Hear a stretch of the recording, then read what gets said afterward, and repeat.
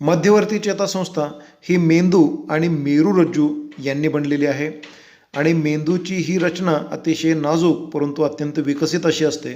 मेंदू हा चेतासंस्थेचा प्रमुख असा नियंत्रण करणारा भाग असतो. डोक्याच्या कवटीमध्ये म्हणजेच कर्परीमध्ये, ज्याला इंग्लिशमध्ये क्रॅनियम असं म्हणतात, त्यामध्ये संरक्षित असतो. मेरुरज्जूला कशेरुस्तंभाचं म्हणजे पाठीचा कणा जो असतो त्याचं संरक्षण मिळतं. अशा प्रकारची ही मध्यवर्ती चेतासंस्था ही अतिशय नाजूक असते, अतिशय मऊ असते. त्यावरील अस्थी आणि त्यामध्ये पोकळीमध्ये संरक्षण करणारी मस्तिष्क आवरणं जी असतात त्यांच्यामार्फत त्यांचं संरक्षण केलं जात असतं. आता मेंदूच्या वेगवेगळ्या भागामध्ये काही पोकळ्या असतात आणि त्या पोकळ्यांना मस्तिष्क निलये किंवा व्हेंट्रिकल्स असं म्हटलं जात असतं. हेच मस्तिष्क निलय मेरुरज्जूमधील लांब पोकळीमध्ये रूपांतरित होत असतं, त्यालाच मध्यनाल असं म्हणतात. ही मस्तिष्क निलये, मध्यनाल किंवा मस्तिष्क आवरणामधील असणारी जी पोकळ्या आहेत त्याच्यामध्ये असलेलं जे द्रव आहे त्या द्रवाला प्रमस्तिष्क मेरुद्रव किंवा सेरेब्रोस्पायनल फ्लुइड असं म्हटलं जात असतं. हा द्रव चेतासंस्थेला पोषक द्रव्ये पुरवतो, त्याचबरोबर पाण्याचाही पुरवठा करतो आणि काही आघात जर झाले तर ते आघात शोषून घेण्याचंही कार्य करतो आणि तिचं संरक्षण करत असतो. मित्रांनो, या ठिकाणी मानवी कर्परेमध्ये मेंदू जो असतो त्याचं स्थान कसं असतं हे उभा छेद घेऊन एका बाजूने दाखवलं गेलेलं आहे. तर हा प्रमस्तिष्काचा भाग आहे, हा अनुमस्तिष्काचा भाग आहे आणि मध्य भाग इथं आतमध्ये आहे आणि त्याच्यापासून निघणारा हा मेरुरज्जू आहे. मेरुरज्जू आणि मेंदू यांना जोडणारा जो छोटा त्रिकोणी भाग आहे तिला मस्तिष्कपुच्छ असं म्हणतात. हाच भाग आता विकसित किंवा मोठा करून या ठिकाणी दाखवलेला आहे. तर या ठिकाणी हा प्रमस्तिष्काचा भाग आहे. प्रमस्तिष्क म्हणजे पुढील भाग आणि यामध्ये आतमध्ये या ठिकाणी हे मस्तिष्क निलय दाखवलेले आहेत. त्यानंतर अनुमस्तिष्क, अनुमस्तिष्क सेतू, त्याचबरोबर पुढं मग हा मस्तिष्कपुच्छ आणि मेरुरज्जू हा या ठिकाणी खालच्या बाजूला निघालेला आहे. प्रौढ मानवाच्या मेंदूचं वजन सुमारे 1300 ते 1400 ग्रॅम इतकं असतं आणि तो सुमारे 100 अब्ज चेतापेशींचा बनलेला असतो. आपल्या मेंदूची डावी बाजू शरीराच्या उजव्या बाजूला नियंत्रित करते तर उजवी बाजू शरीराच्या डाव्या बाजूला नियंत्रित करते. अशा पद्धतीनं ते नियंत्रण होण्यासाठी या उजव्या बाजू मेंदूपासून निघालेले ज्या चेतापेशी आहेत त्यांची जोडणी शरीराच्या डाव्या बाजूशी झालेली असते आणि डाव्या बाजूचा हा जो मेंदू आहे प्रमस्तिष्क अर्धगोल आहे त्याची जोडणी शरीराच्या उजव्या बाजूशी झालेली असते. तर आता या प्रमस्तिष्कामध्ये जे दोन भाग आहेत डावे आणि उजवे भाग यांच्यामध्ये वैशिष्ट्य आहेत की डाव्या मेंदूचं वैशिष्ट्य काय आणि उजव्या मेंदूचं वैशिष्ट्य काय. तर मेंदूचा डावा मेंदू हा विश्लेषणात्मक कार्य करतो. एखादी घटना जे आहे त्या घटनेचा अर्थ लावतो, त्याचं विश्लेषण करतो, धोका ओळखतो वगैरे वगैरे. त्याचबरोबर तार्किक विचार करतो. भाषा अधिक विकसित होण्यासाठी या डाव्या प्रमस्तिष्काचा महत्त्वाचा भाग आहे. शास्त्र, गणित यांचा विकास या डाव्या मेंदूमध्ये जास्त झालेला असतो. उजव्या मेंदूमध्ये सर्वांगीण विचार करण्याची क्षमता, प्रतिभात्मक विचार, नवनिर्मिती, कला, संगीत याबद्दलची जाणीव निर्माण झालेली असते. मित्रांनो, आता आपण पुढं जाऊ. प्रमस्तिष्क म्हणजे सेरेब्रम हा जो आहे हा मेंदूचा सर्वात मोठा भाग आहे आणि त्याच्यामध्ये 2 अर्धगोल असतात. त्यांनाच आपण 2 प्रमस्तिष्क अर्धगोल असं म्हणतो किंवा सेरेब्रल हेमिस्फिअर्स असं इंग्लिशमध्ये म्हटलं जातं. हे गोलार्ध टणक तंतू आणि चेतामार्ग यांनी एकमेकांना जोडलेले असतात आणि मेंदूचा एकूण 2/3 इतका मोठा भाग या प्रमस्तिष्काने व्यापलेला असतो. म्हणूनच याला मोठा मेंदू असं सुद्धा म्हटलं जातं. प्रमस्तिष्काचा बाहेरील भाग हा अनियमित वळ्या, खाचा यांनी बनलेला असतो. त्यांना संवलनं असं म्हणतात आणि यामुळं प्रमस्तिष्काच्या पृष्ठभागाचं क्षेत्रफळ वाढतं आणि चेतापेशींसाठी भरपूर जागा मिळते. तर विचार करण्याची संपूर्ण प्रक्रिया या प्रमस्तिष्कामध्ये घडते. ती कशी ते आपण पुढेही पाहणार आहोत. त्यानंतर अनुमस्तिष्क, ज्याला सेरेबेलम असं आपण म्हणूया, छोटा मेंदू. कर्पर गुहेच्या म्हणजे कवटीच्या मागील बाजूला, प्रमस्तिष्काच्या खालील बाजूला असतो. या ठिकाणी वळ्यांच्या ऐवजी काही उंचवटे आणि खळगे यांच्या पृष्ठभागावर दिसतात. आणि मस्तिष्क पुच्छ हा मेंदूचा सर्वात शेवटचा आणि पुच्छ बाजूचा भाग आहे. याच्या वरील बाजूस 2 त्रिकोणाकृती उंचवट्यासारख्या रचना असतात, त्यांना पिरॅमिड्स असं म्हणतात. याच मेंदूच्या पृष्ठभागाचं पुढं मेरुरज्जूमध्ये रूपांतर होत असतं. मेरुरज्जू हा मध्यवर्ती चेतासंस्थेचा भाग आहे. तो कशेरू स्तंभामध्ये स्थिर असतो. तो काहीसा जाडसर असतो सुरुवातीला आणि नंतर पुढं या पाठीच्या कण्यातून जात असताना तो निमुळता होत जातो आणि शेवटी अतिशय बारीक असा तंतुमय धाग्यासारखा भाग दिसतो. त्याला अंत्यतंतू असं म्हणतात. त्याला फायलम टर्मिनल असं सुद्धा इंग्लिशमध्ये म्हटलं जात असतं. असा जो मेरुरज्जू आहे या मेरुरज्जूचा आडवा छेद घेतला तर तो असा दिसतो. हा मेरुरज्जू आहे इथला आणि या मेरुरज्जूमध्ये या ठिकाणी चेतावेग वहन करण्यास चेतापेशींची जुळणी या ठिकाणी केलेली असते. आता मेंदूचे भाग आणि मेंदूचे कार्य या ठिकाणी आपण पाहू शकतो. प्रमस्तिष्क हा जो मेंदूचा भाग आहे त्याच्याकडून ऐच्छिक हालचालींच्यावर नियंत्रण ठेवण्याची क्रिया, मनाची एकाग्रता, नियोजन, निर्णयक्षमता, स्मरणशक्ती, बुद्धिमत्ता, बुद्धिविषयक क्रिया, विचार करणं, योग्य अयोग्य या गोष्टी ठरवणं, या सगळ्या प्रक्रिया या प्रमस्तिष्काद्वारे घडवून आणल्या जातात. अनुमस्तिष्क म्हणजे लहान मेंदू ऐच्छिक हालचालींमध्ये सुसूत्रता आणतो, शरीराचा तोल सांभाळतो. त्यानंतर मस्तिष्क पुच्छ म्हणजे मेंदू आणि मज्जारज्जू किंवा मेरुरज्जू यांना जोडणारा जो भाग आहे तो मस्तिष्क पुच्छ हा हृदयाचे ठोके, रक्तप्रवाह, श्वासोच्छ्वास, शिंकणं, खोकणं, लाळ निर्मिती करणं अशा अनैच्छिक क्रियांच्यावर नियंत्रण ठेवतो. मेरुरज्जू त्वचेपासून मेंदूकडं, मेंदूपासून स्नायू ग्रंथी यांच्याकडं आणि प्रतिक्षिप्त क्रियांचं समन्वयक केंद्र म्हणून कार्यरत राहतो. आता परिघीय चेतासंस्थेमध्ये आपण पाहू. परिघीय चेतासंस्थे 2 प्रकारच्या चेतांनी बनलेल्या असतात. त्यातला एक प्रकार आहे कर्पर चेता आणि दुसरा आहे मेरू चेता. कर्पर चेता म्हणजे मेंदूपासून निघालेल्या चेता की ज्या कर्पर पोकळीतून बाहेर येतात, म्हणून त्यांना कर्पर चेता असं म्हणतात. आणि ते शीर, छाती, पोटातील विविध भाग यांना त्या जोडून घेतात. अशा एकूण कर्पर चेतांच्या 12 जोड्या असतात. त्यांना क्रॅनियल नर्व्ज असं म्हणतात. दुसरा प्रकार आहे मेरू चेता. ज्या चेतापेशी किंवा ज्या चेता मेरुरज्जूपासून निघतात आणि शरीराचे विविध अवयव, हात, पाय, त्वचा या भागांशी संलग्नित असतात, त्यांना मेरुचेता असं आपण म्हणू. या मेरुचेतांच्या 31 जोड्या असतात. या मेरुचेतांना इंग्लिशमध्ये स्पायनल नर्व्ज असं म्हणतात. यानंतर स्वायत्त चेतासंस्था म्हणजे ऑटोनॉमिक नर्वस सिस्टीम जी आहे ही अत्यंत स्वायत्तपणानं, स्वतंत्रपणानं कार्यरत असते. त्याच्यावर कोणाचंही नियंत्रण नसतं. शरीरामध्ये हृदयाची हालचाल, फुफ्फुस, जठर यासारख्या अनैच्छिक हालचाली करणाऱ्या ज्या शरीरामधील भाग आहेत त्या भागांचं नियंत्रण या स्वायत्त चेतासंस्थेमार्फत केलं जात असतं. यानंतर आपण प्रतिक्षिप्त क्रिया अभ्यासणार आहोत.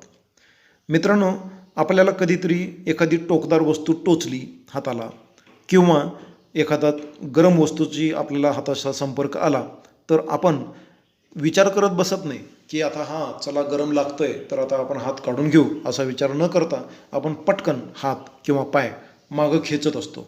तर ते का खेचत असतो तर या ठिकाणी लक्षात घ्या की इथं मिळणारी जे उद्दीपन आहे, गरम वस्तूचं उद्दीपन आहे, ते या ठिकाणी मिळाल्यानंतर आपल्याला ही चेतापेशी त्या चेता आवेगाचं वहन करते कुठंपर्यंत? म्हणजे ही संवेदी चेतापेशी आहे, ही या मेरुरज्जूपर्यंत चेतावेगांचं वहन करते. या ठिकाणी 4 नंबरनी दाखवलेला जो संयोगी चेतापेशी आहे ती तिथल्या तिथं पटकन निर्णय घेते आणि पुढील आदेश पाठवते की चला आता हात मागे खेचून घ्या. तर स्नायूंच्यापर्यंत ती येऊन पोचते, स्नायूंचं आकुंचन होतं आणि पटकन हात मागं खेचला जात असतो. अशा पद्धतीनं या ठिकाणी चालणाऱ्या ह्या प्रक्रिया ह्या आहेत. या प्रक्रियांमध्ये मेंदूच्या निर्णयाचा समावेश नसतो.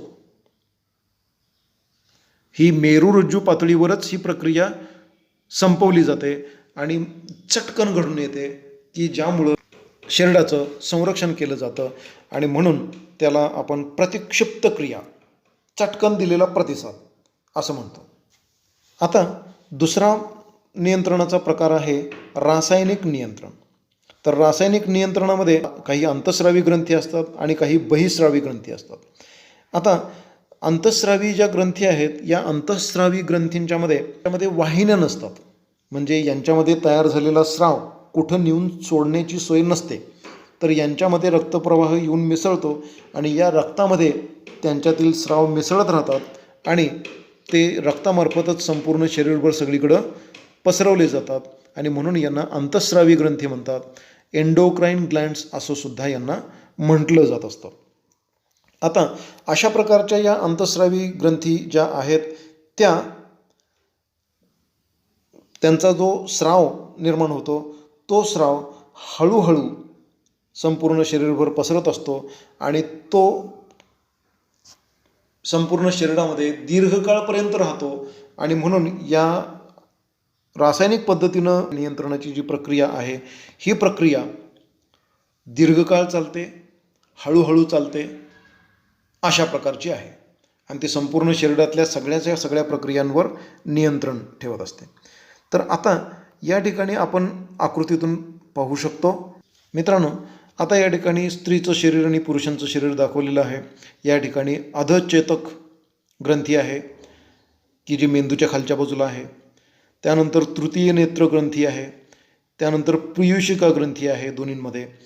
अवोटू ग्रंथी, त्याला जोडून असलेले परावटू ग्रंथी, यवनलोपी ग्रंथी ज्याला इंग्लिशमध्ये थायमस असं म्हणतात, वृक्कस्थ ग्रंथी, वृक्काच्या टोकाला असलेल्या ग्रंथी या ठिकाणी दाखवलेले आहेत. त्यानंतर स्त्रीमध्ये जे अंडाशय असतं त्या अंडाशय ही सुद्धा एक ग्रंथी आहे आणि पुरुषांमध्ये असणारे वृषण ही सुद्धा एक ग्रंथी. आता या अंतःस्रावी ग्रंथींची स्राव कोणते आणि त्यांची कार्य काय ते आपण पुढं पाहू. मित्रांनो, या ठिकाणी विविध अंतःस्रावी ग्रंथी, त्यांची स्थानं आणि त्यांची महत्त्वाची कार्य आपण या ठिकाणी पाहूयात. अधचेतक ग्रंथी जे आहे, हायपोथॅलॅमस ज्याला म्हणूया, तो मेंदूतील प्रमस्तिष्क आणि पीयूषिका ग्रंथी या दोन्हींच्या दरम्यान असतो.